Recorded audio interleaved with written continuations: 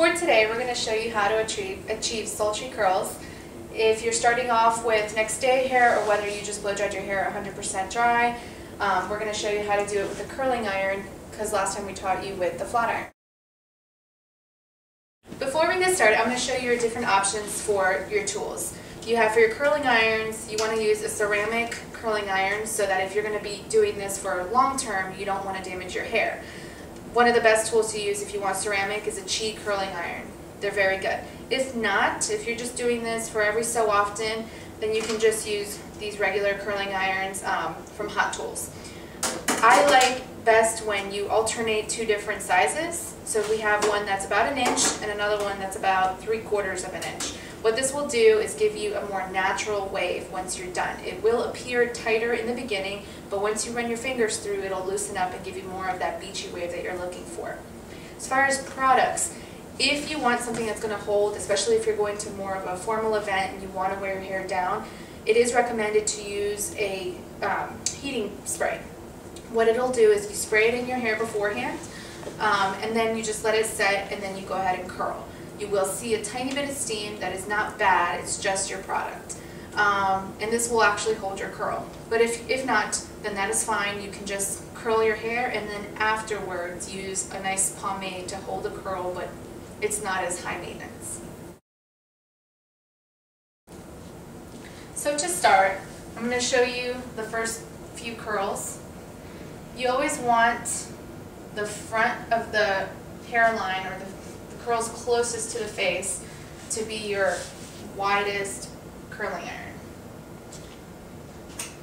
Unless you like the tighter curls, then you can do that. And I prefer to do everything away from the face. And don't be scared to touch your curling iron, just don't place your hands on there for a long period of time. Just leave it in for a few seconds, and then you can let go. If you were to do this with the spray, then you would just spray from far away.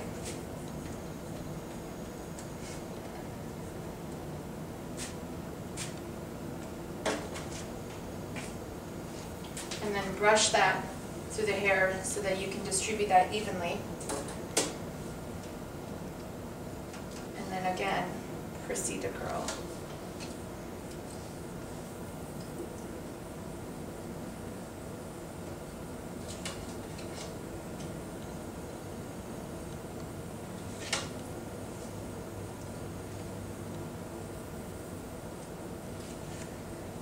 Again, just hold it in a few seconds.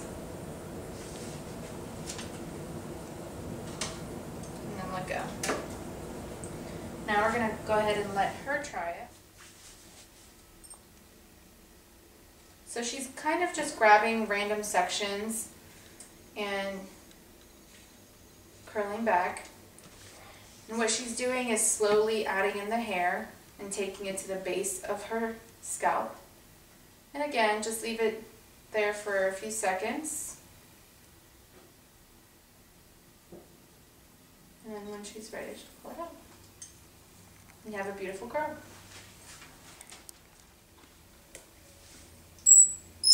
Something else that you can also do is alternate your curl pattern the way that she is. You can go forward and then you can also go back.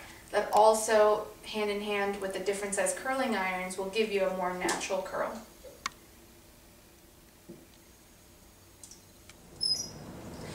So once you're about to finish up, again, you're finishing at the hairline, you can choose to do a tighter curl if you'd like, but I prefer the bigger curling iron just so that it helps complement your face shape best, regardless of what your face shape may be. And once you're done, there are two different choices for styling products. You can do a light pomade or a medium pomade, or you can do a scrunching gel / pomade, kind of like the Wool Shake from Redken or the Texture Line from Artec. I'm going to separate this into two different sections so we can see how each one differentiates in look. You would use about a pea size and emulsify. sure the product's spread out evenly. Tilt your head to the right and just go in there and scrunch your hair. This will provide a nice light hold and spread it out so as to give it that beachy look. If the pomade is still a little too heavy for you, especially if you're just beginning to do this, you can always add a little bit of serum, about a pea size, and it just helps to break it up a little bit.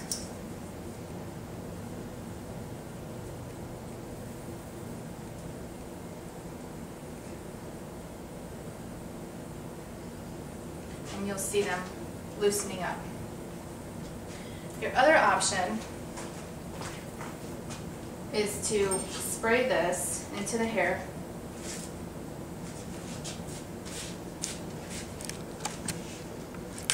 and scrunch the hair, and you will see the texture start coming through.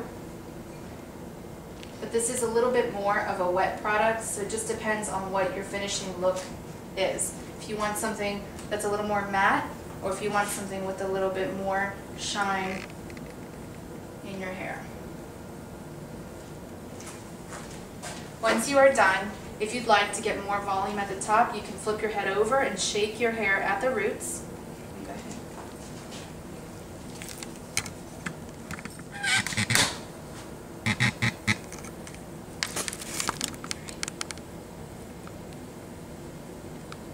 And you've got a little bit more of a wave.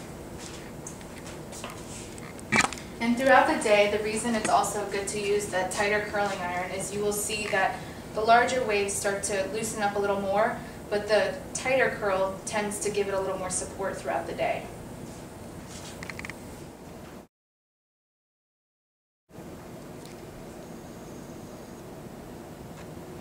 So to recap, the products that you would use for your before product, you can use heat styling spray. They vary in holds, but I always like to start with a medium hold just in case. Spray that evenly throughout your hair or one by one as you're curling. Curling iron sizes vary from 1 inch to down to 1/2 inch, 3/4. It's really up to you for preference.